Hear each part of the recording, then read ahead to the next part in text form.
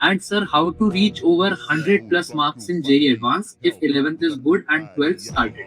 कि मेरे एडवांस में 100 नंबर कैसे आएंगे। अब बच्चा यहाँ यही गलती कर रहा है, उसको वो ना इसका एडवांस को समझ ही नहीं पाया।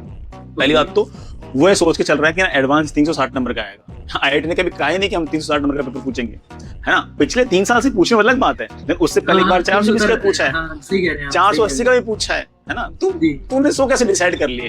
तुम मिनिमम मुझे कितने नंबर चाहिए वो डिसाइड कर लिया, लेकिन ये नहीं पता कि कितने नंबर का पेपर है। तो पहले स्टूपिड नहीं आ गई कि तुम कैसे डिसाइड कर सकते हो।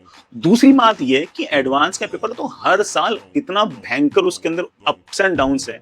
Last to last year 15% general category का कट ऑफ था, 15%। लास्ट ईयर मेरे ख्याल से वो 25% हो गया। यार 15% और 25% में कितना बड़ा डिफरेंस है।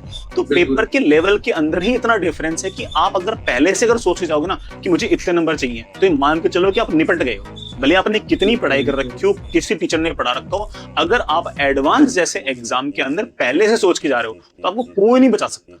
तो मैं सारे बच्चों से कहूंगा कि पहले से सोच के जाना, जैसी पिच हो वैसे खेल लो। पिच में बैंकर तरीके से बाउंस हो, है ना, बिल्कुल एकदम गोले जैसे बॉल आ रही है, डकवर्क करो, आराम से रिलैक्स रहो। हो सकता है कि इस पिच पर 150 रन भी बहुत हो, और मान लो बिल्कुल पाटा पिच हो तो मारो बैंकर तरफ से तोड़ो 250 रन बनाओ, किसने मना किया है।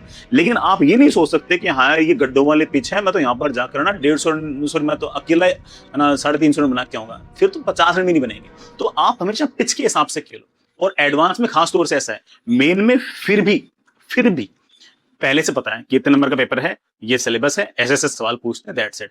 एडवांस में कुछ नहीं पता। मुझे एडवांस पढ़ाते हुए 18 साल हो गए, कोई मुझसे पूछे कि बताओ सर पेपर कैसा आएगा, तो मेरा बिल्कुल क्लियर आंसर मुझे ना पता, है ना। मुझे कोई आइडिया नहीं है। बच्चे को बड़ा आइडिया है कि पेपर कैसा आने वाला है, ये होने वाला है, वो होने वाला है, और जो ये आइडिया लेके जा रहा है ना, वो तय है कि वो निपट के आएगा। तो प्लीज, है ना, आप पहले से कुछ भी सोच के ना जाए पेपर। और इसीलिए मैं बच्चों को बोल रहा हूँ कि तुम एडवांस के मॉक टेस्ट दिया करो, और एडवांस के ऐसे मॉक टेस्ट दिया करो जो बिल्कुल फ्रेश हो, बढ़िया हो, अच्छे हो। और कोई मॉक टेस्ट ऐसा होगा जिसमें तुमसे एक भी सवाल नहीं लेगा, कोई दिक्कत नहीं है। कम से कम उसने तो बताया कि है ना कि सवाल कैसे पूछते हैं।